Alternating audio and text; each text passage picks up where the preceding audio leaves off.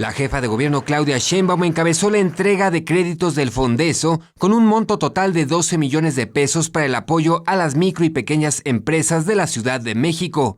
El objetivo es impulsar la microeconomía capitalina, fortaleciendo negocios como papelerías, tlapalerías, tienditas, entre otros. Este año pensamos que con estos 400 millones de pesos que pusimos en Fondeso, se está apoyando a más de 35,000 microempresas y pequeñas empresas en la ciudad. En materia de seguridad, la jefa de gobierno Claudia Sheinbaum destacó que la presencia de la Guardia Nacional en la Ciudad de México ha permitido la reducción del índice delictivo, aunque en algunas zonas se ha dado el efecto cucaracha.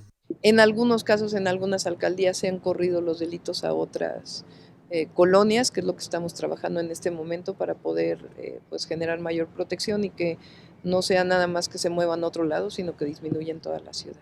En cuanto a la violencia contra la mujer, Sheinbaum Pardo señaló que el tema de la alerta de género le corresponde a la CONAVIM. Corresponde a CONAVIM decidir y a la Secretaría de Gobernación, ellos son los que van a decidir y nosotros pues toda la información que requieran y la colaboración estamos trabajando con ellos. Sobre el caso de la joven menor de edad víctima de violación en el metro Villa de Aragón, la mandataria local señaló que la Procuraduría General de Justicia ya tiene la investigación en sus manos.